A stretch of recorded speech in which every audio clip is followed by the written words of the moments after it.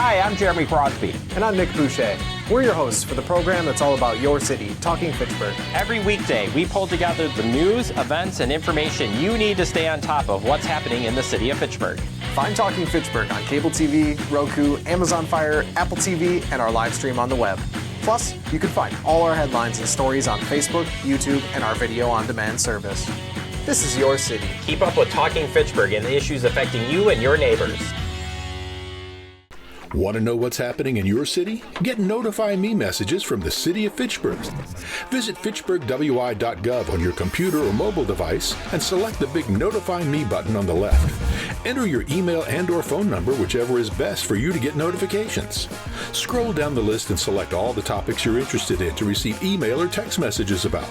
You'll be notified every time one of your topics is updated. Sign up for Notify Me, one more way to keep up with your Fitchburg government.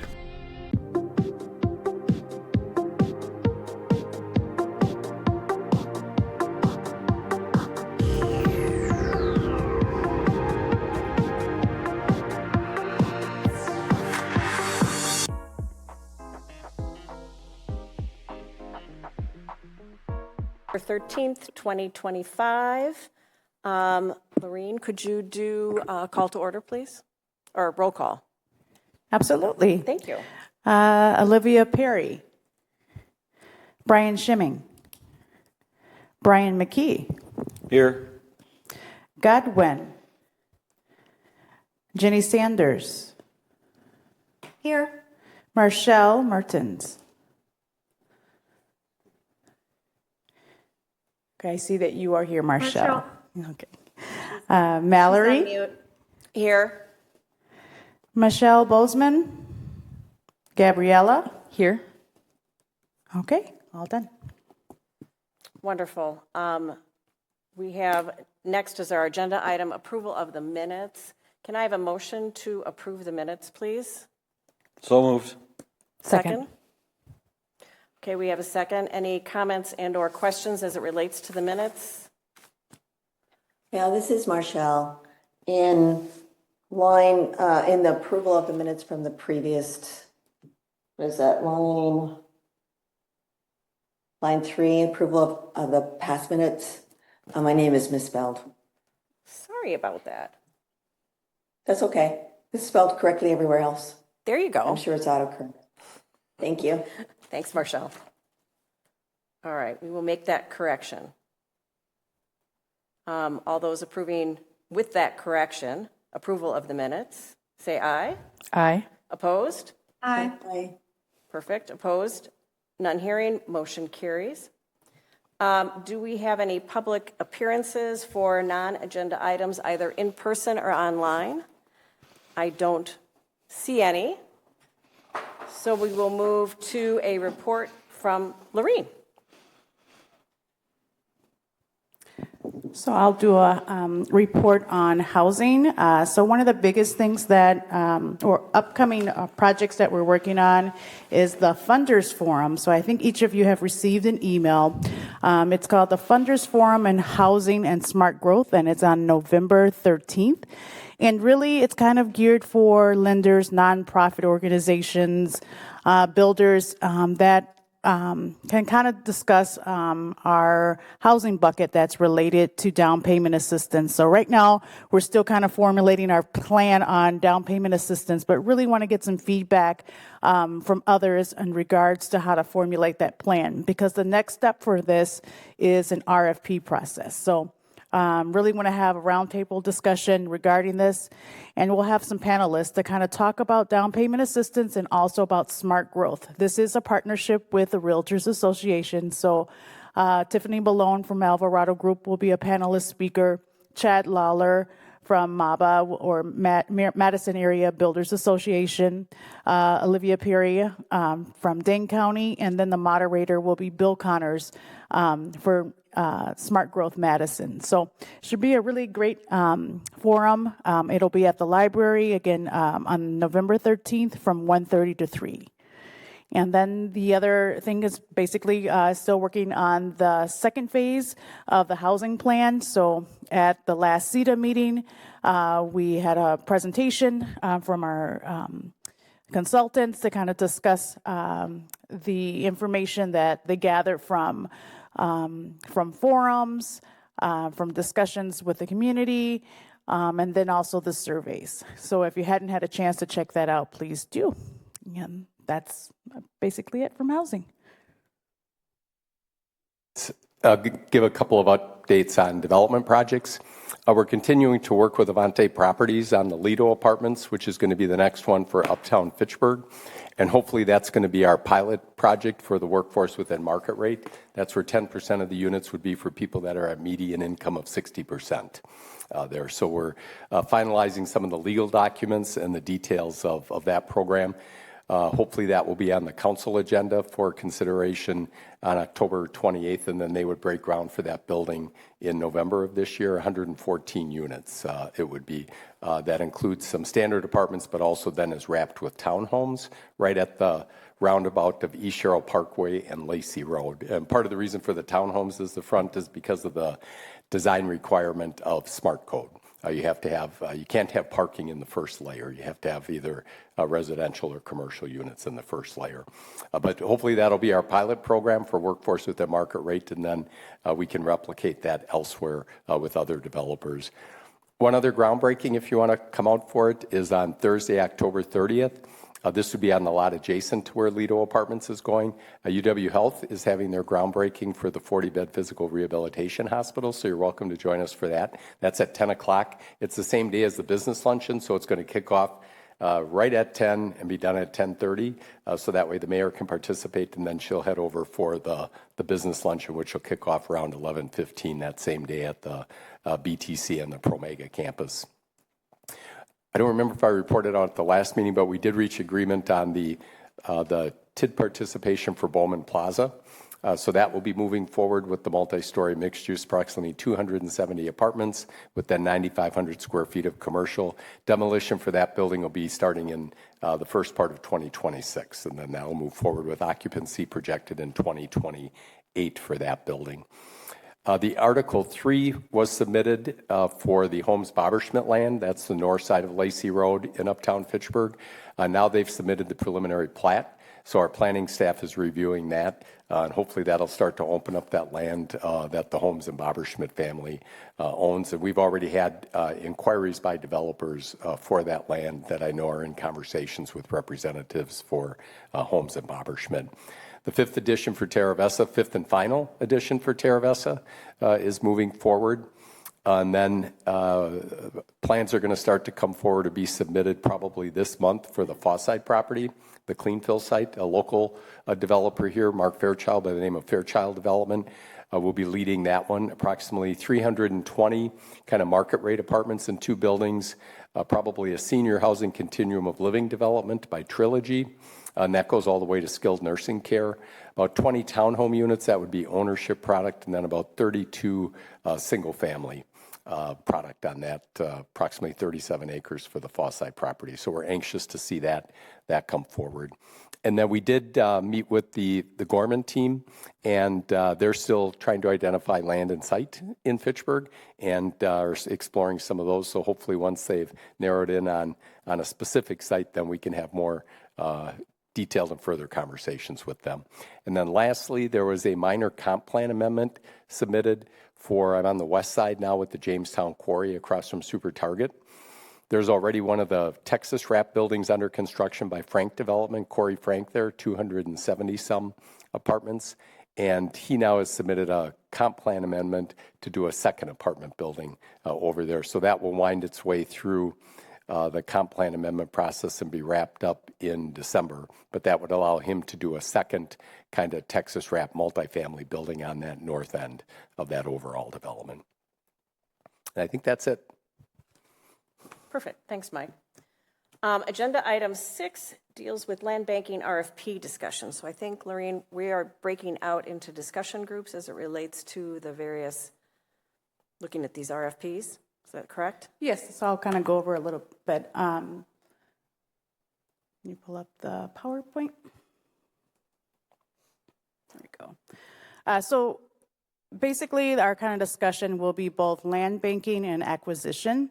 So I did provide a kind of a template for a draft template of both land banking and acquisition.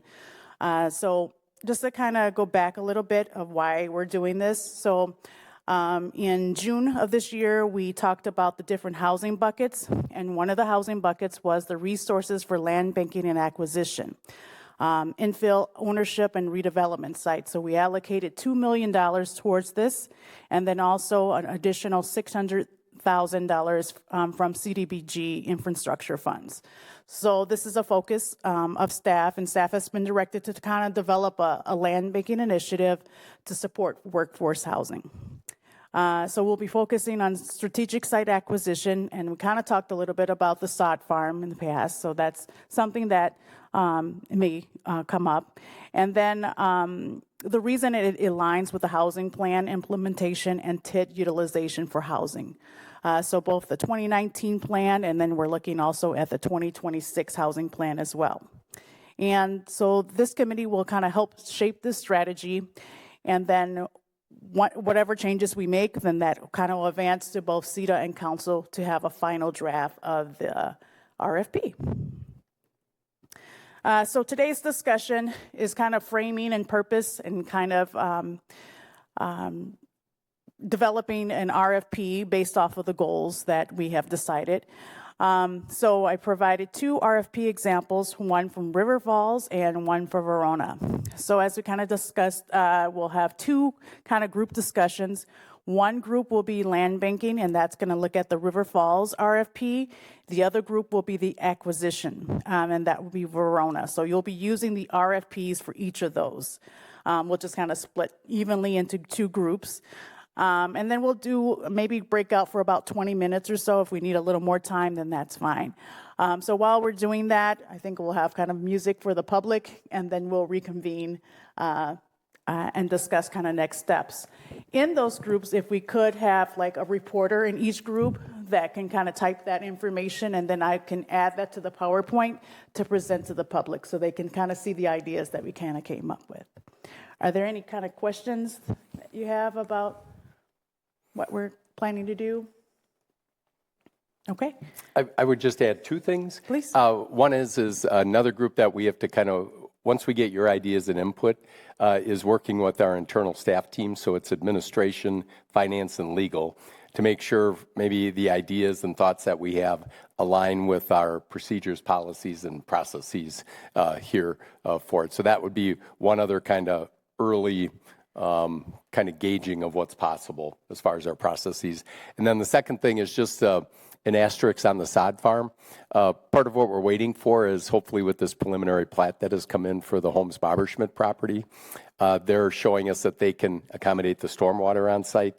If we're solid on that, and then we see the agreement between Holmes, Boberschmidt, Devante, and the city of the stormwater can be accommodated, then that would lead us in the direction then that we could put the, hopefully look at putting the sod farm up for some kind of RFP or sale. It's actually owned through the utility district here, so there's a process that we would have to go through. But when we reference the sod farm, that's kind of where that one's at right now as far as the status of it. Okay, so I think we can go ahead and break out into our groups. So I know that we have 2 people in Zoom, so that group can kind of, I guess, people can stay in this room, and then there others can come out, move to another section, so we're not over talking each other. Do you want us physically who are here to move to a different room? Well, there's 2, so maybe so that we're even. One person stay in here with that group, and then the other can move to another area. Okay. All right. Sounds good. Okay, we're ready to. I'm confused about how you're going to have somebody here and up here while you guys are talking. A little confused. Sure. So one person will stay with the Zoom group? 2 Zoom group, the 2 on Zoom. The others that are present will just kind of move to another section in here. We still have to use the loudspeakers for these guys. It's still going to be loud. Okay. Is there any suggestions that you have then? Maybe the Zoom people can stay on Zoom, the in-person people can stay in person. Okay. Sounds like a plan. All right. So for one group, we'll have the land banking RFP and River Falls. So do you have a copy of I do. You do? Yeah. Okay, if you need a copy, I have some, so. Oh, I got one. And then the other group will be acquisition and then looking at the Verona RFP. Okay. And then the questions will kind of focus on, I should have shared that, is adapting any strong features from that RFP that should go into the Fitchburg plan, anything that you feel that is not applicable to the Fitchburg plan, and how does it apply to that? And that's essentially it. But if there's any other things that you note that should be in that RFP, feel free to share that as well.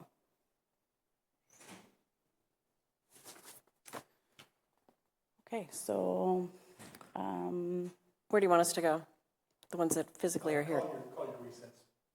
Oh, I'm sorry. So, do I need a motion to recess? Okay. Can I have a motion to recess, please? So moved. Second? Thank you. Okay, so we are going to recess now for a period of time, and then we will come back into meeting in about 25 minutes. We have to vote. We have to vote? Oh, we have to vote on it. All in favor? Aye. Aye. Opposed? Aye. Thank you. None opposed? Motion carries. Okay. Awesome. So is it just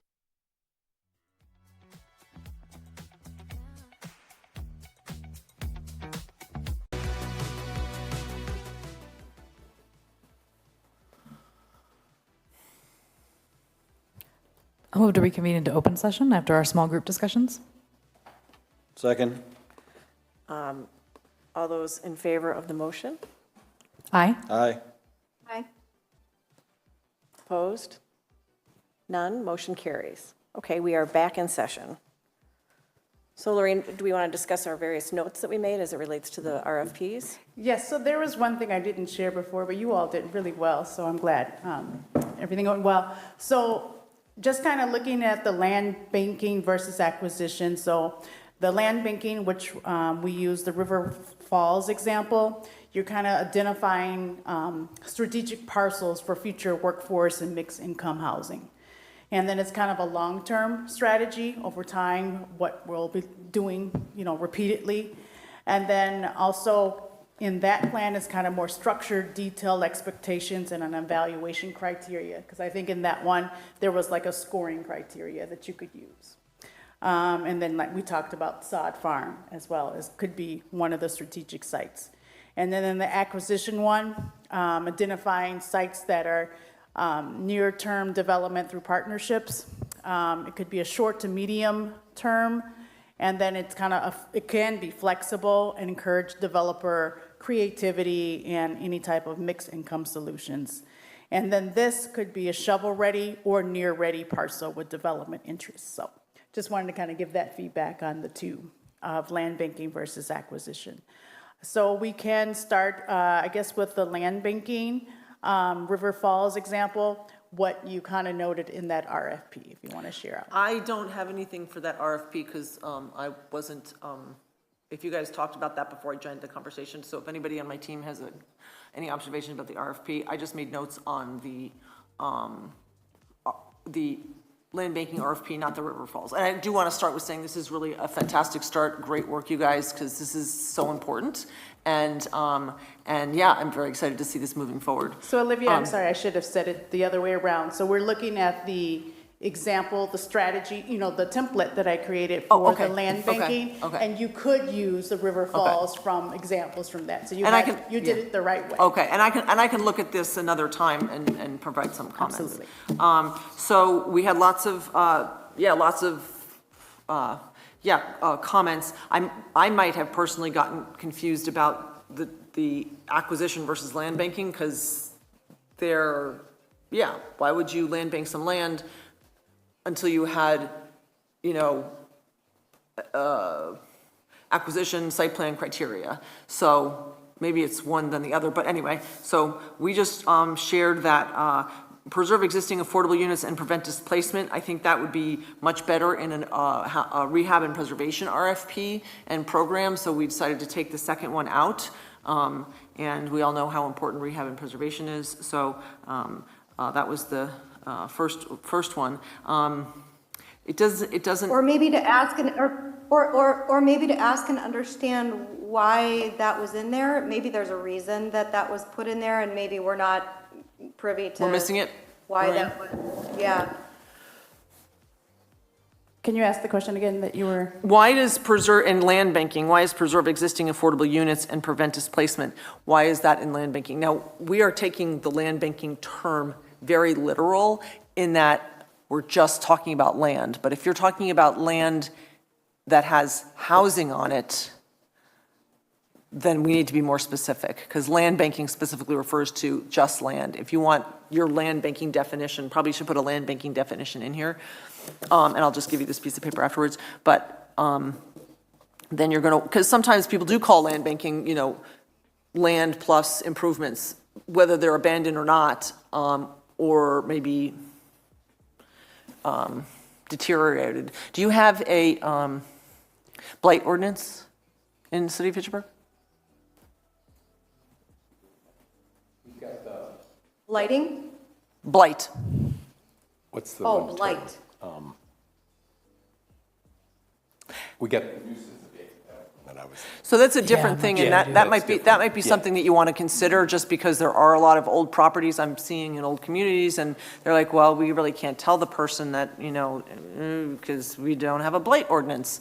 But at some point, you know, you could make that as part of a redevelopment plan or a land banking. You know, you can't do that without having an ordinance, but if there are properties that, you know, whose improved value is like, you know, 20,000 and the property's worth 500,000, that would be a potential site, you know, for issuing a blight, or you could actually have a blight study. Anyway, that's a other subject, but you could, potentially condemn a property, you know. No one wants to do that. It's not a very nice thing, but, you know, it does become very relevant in what I'm seeing in communities around Dane County, because communities are running out of land, and some communities, downtowns, do have buildings and, land that looks like it's abandoned, but it's actually not. Olivia, so I just wanted to get So I clear. guess- Just really quickly, just want to get clarification. So what I'm hearing is kind of taking out the language that kind of deals with redevelopment into a separate bucket versus land banking that just has land without any property on it. Well, that is a question that I think, you know, you guys really should contemplate and then maybe come up with some recommendations for us, because I haven't given that any thought. Certainly land is, you know, helpful for new housing, but if there is, you know, if there are areas for redevelopment, you could potentially use land banking funds if that's how you define land banking. It's land banking, it's actual land.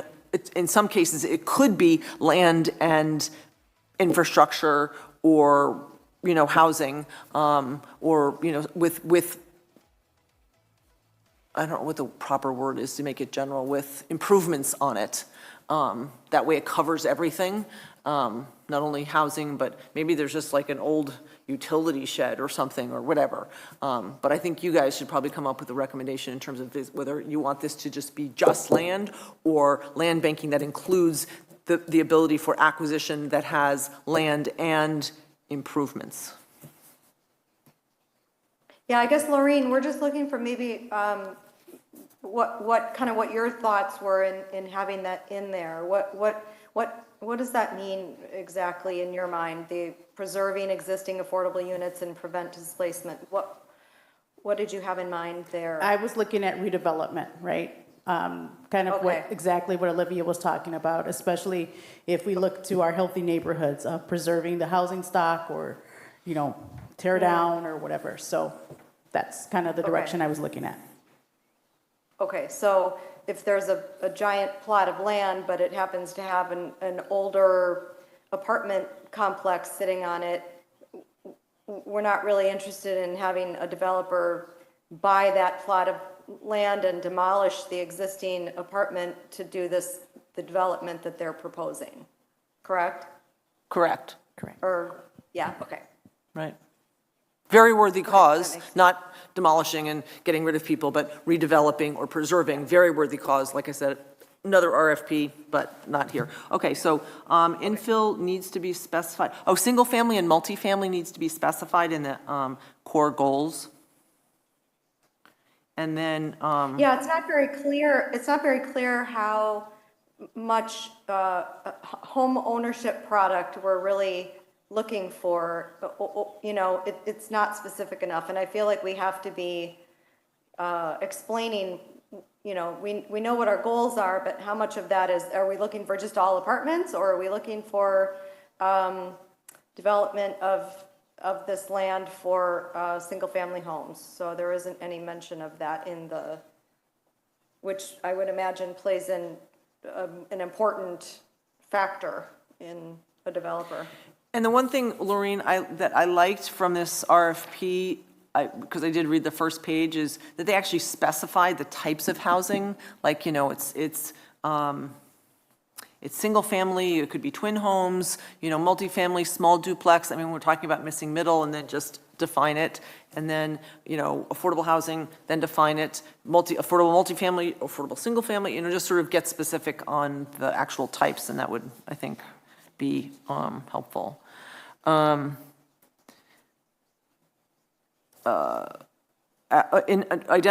project goals, assess the feasibility of site acquisition, including cost, infrastructure, readiness, zoning, and environmental considerations. Can we add to that transportation access and future transportation access?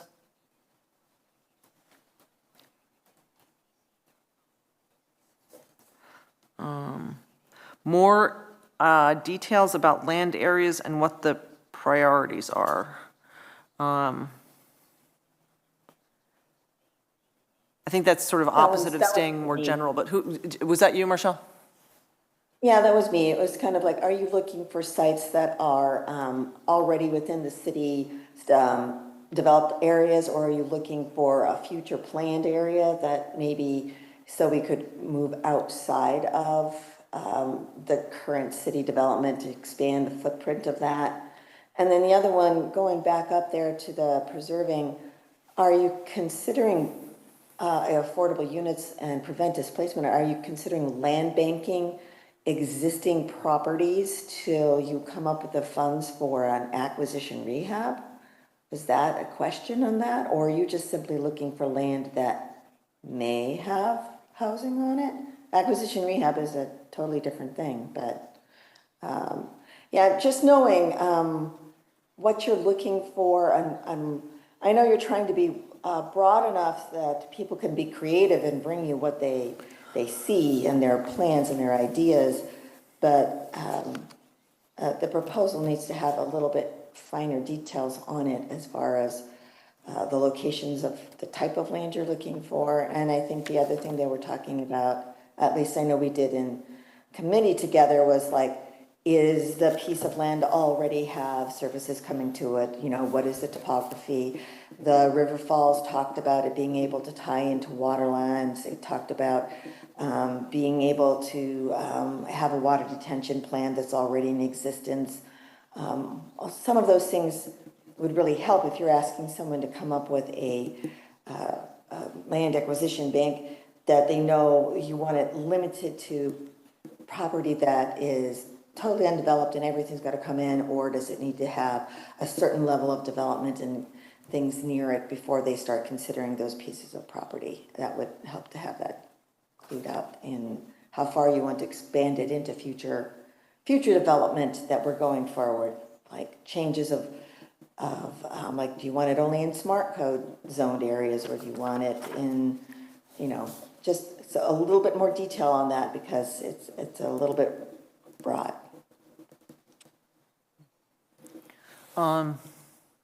Under scope of work, identify funding opportunities for strategic partnerships with nonprofits, developers, and housing authorities, and other funding. I would just put in a list of other funds that you could potentially bring to this, or other partners. And then I just made an observation about site evaluation criteria, priorities. It might be better to have this RFP about that, you know, have them develop the kind of site evaluation criteria based on what the goals and objectives and the priorities are. And then once you have that, then you can have your GIS person do the evaluation. That way it's in-house, and it's something that can be, you know, evaluated internally, as opposed to, like I said, sharing it with the world and having, having all the world and the landowners know that, oh, they just got identified as a potential, development site, and then all of a sudden the land prices go up. So maybe not have the consultants do that piece of it. They could do all the rest of it and then give that criteria to your GIS person and then have them do it. So there's more discretion, just a thought. And then Laureen, I have another question too about the redevelopment resources role in all of this. Can you speak to that? Sure. So kind of just going back at those housing buckets, we've already kind of identified that. So redevelopment resources will kind of look at if we should allocate more money into each of those buckets. So I think just from conversation, land banking is something that they're maybe possibly considering in our proposal. So. Okay. Because I would imagine they would have some really nice, feedback and their experiences. They could probably look at this too. So I just wasn't sure what their role was in this process. So, okay. And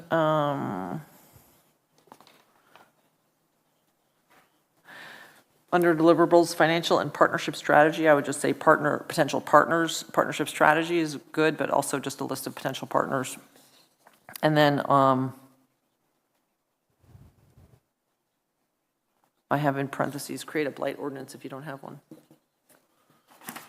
Anything else, ladies? Nope.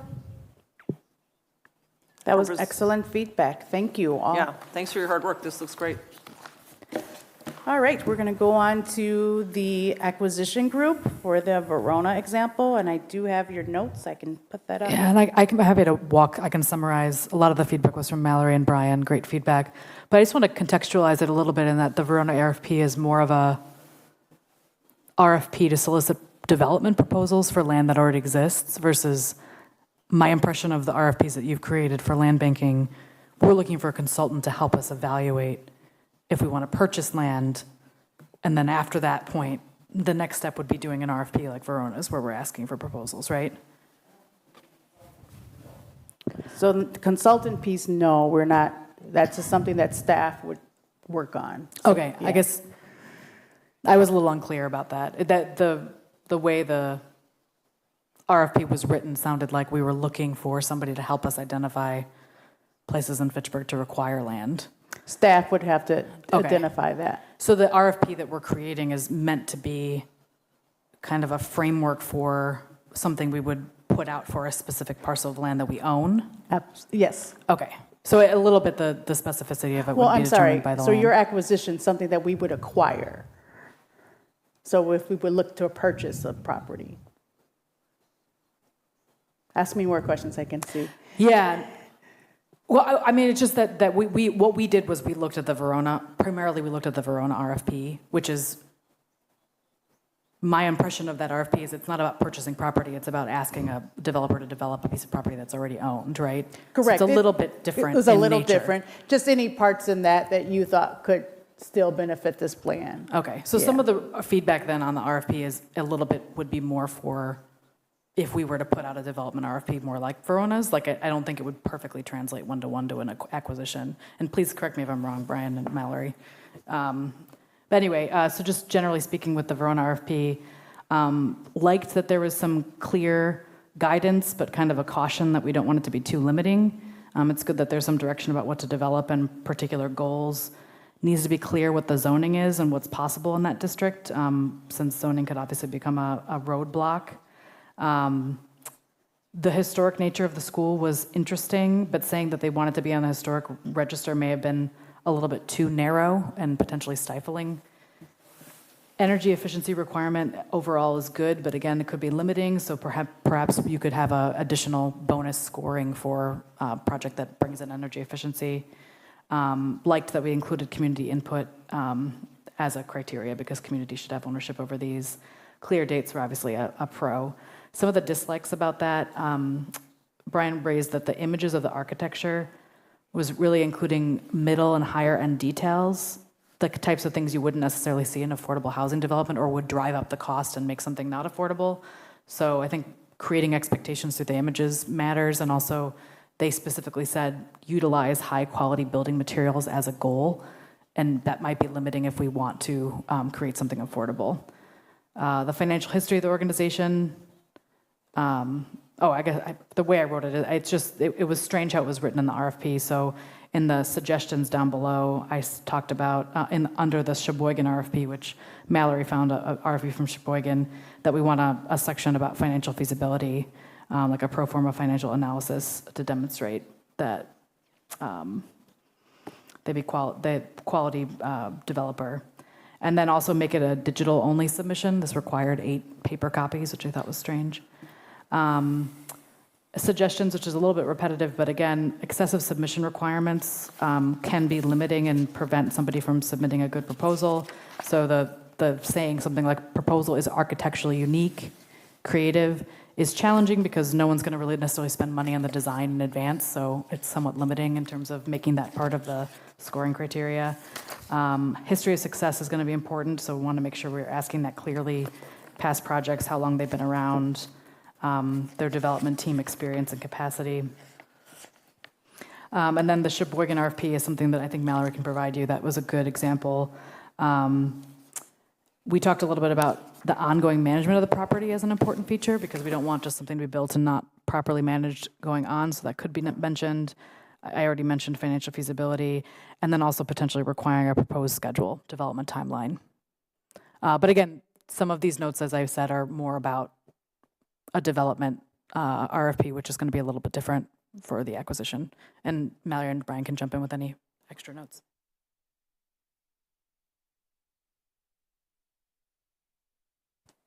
I just had a comment, and this really goes to the land banking strategy and partnership opportunities RFP. One of the things it talks about is recommend acquisition and holding strategies to position sites for future housing.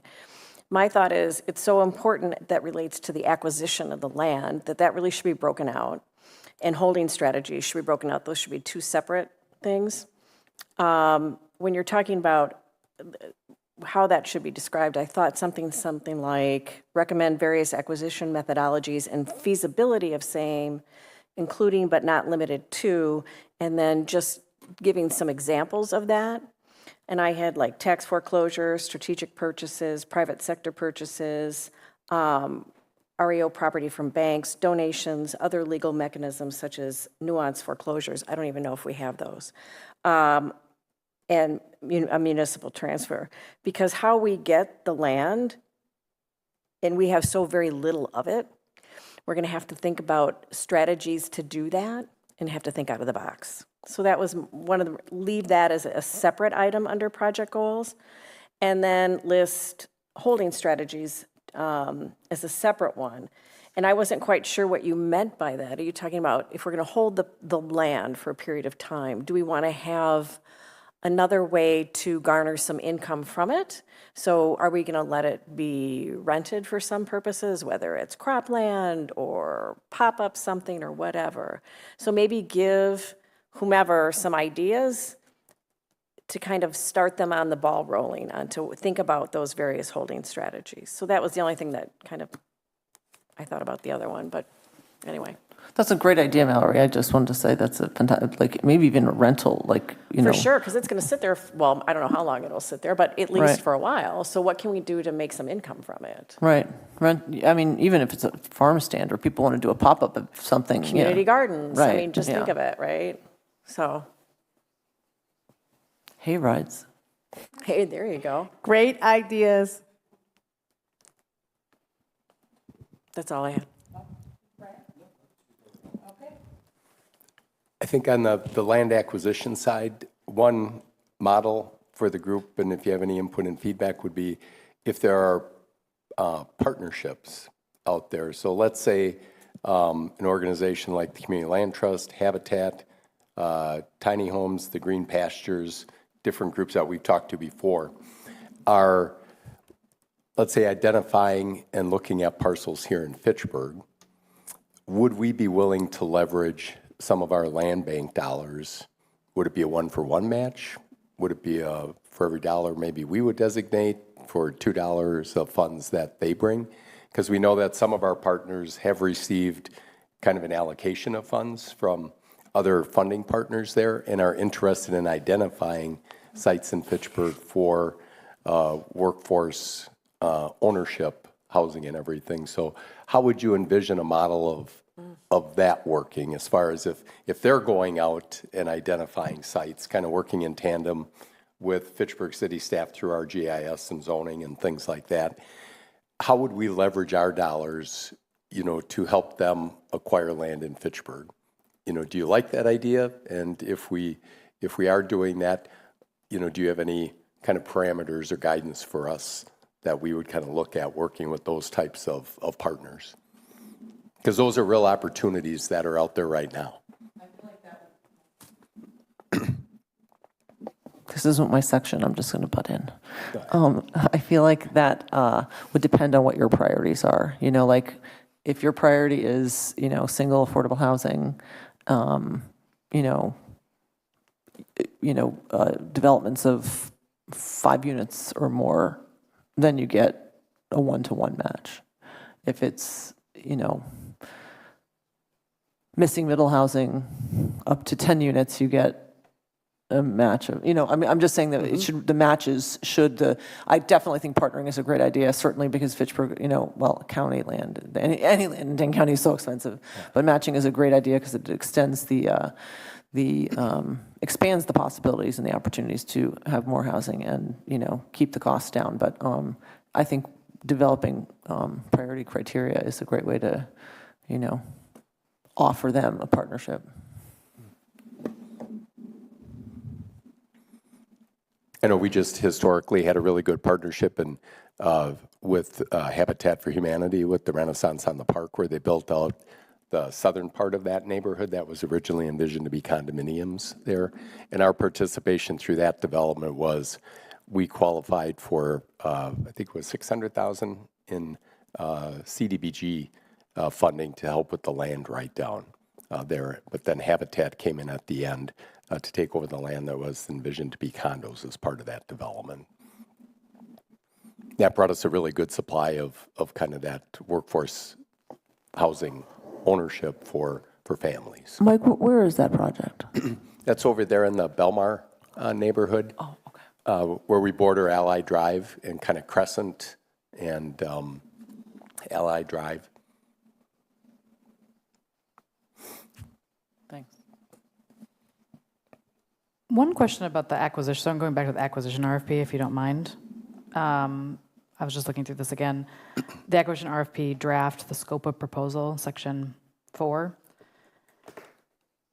So this is, we're wanting people that want to sell their land to us to submit a proposal for us to buy the land. Is that what this is intended for? It could be. It could be a land that's up for auction. It could, it could vary. So I'm just curious because, like, in terms of like some of the bullets here, like existing zoning, land use, and environmental conditions, and then alignment with city housing priorities and land use plans. That's things that the city already knows, right? Like, do we need the property owner that we want them to sell us their land for a goal to kind of have to go into city plans and figure out all of those details, or do we just want them to sell us the property and we can assess later if it meets our goals, but whether or not we buy it? It seems like a lot to request. Yeah. Or it's things that we already know. So, and I'm not sure. I almost wonder if this long list of things would prevent somebody from, if they just want to sell their land, they might not want to do it if they have to submit all this extra material. But that's a good point. I appreciate that. I want feedback, so it's not offensive at all. I want, Gabrielle, people are offering to sell their land to the city? Are they? I don't know. Oh, I thought you said they are. It sounds like we're trying to ask people if they want to sell their land. I guess I don't know how this works on a day-to-day basis, so maybe I'm off here, but it just seems like a lot to ask for somebody. Speaking of selling land, sometimes people like to donate land. I don't know if you have a avenue or a contact person if someone wants to donate their land to the city to put, as a gesture of appreciation and legacy. Some people do that. Some people do that in Dane County. We get that. People want to give us farmland or certain aspects of their property because they want to keep it for public use or for, anyway. Olivia, in your experience with that, how did they communicate that they were interested in donating? We have a real estate division. So, but if that's something you would be open to, not just, put a name and a contact information on your housing website or whatever wherever you have all your housing stuff. Wouldn't hurt. You never know. And if it's a donation, it's a big tax write-off.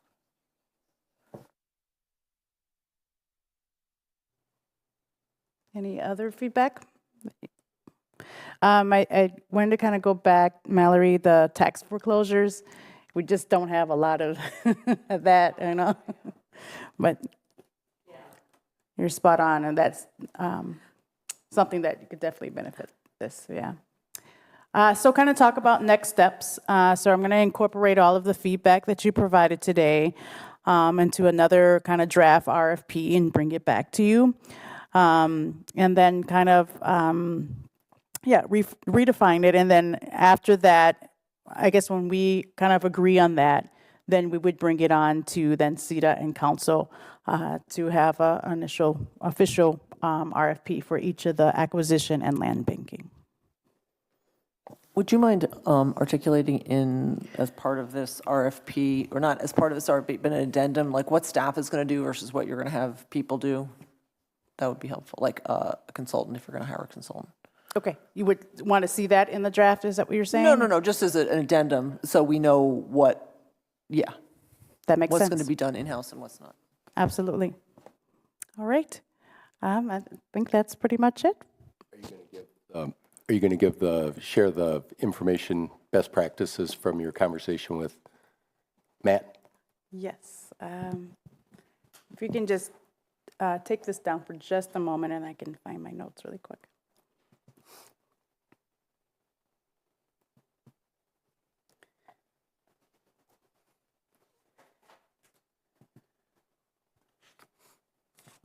Okay, now I've lost my agenda. Where are we? Is that at announcements? Do we have any announcements? Yeah, but don't you want Okay. to just give an overview? I have to look at my notes. I don't remember. Announcements, what are is that for like announcements on what? I can share, I guess, from some of the things.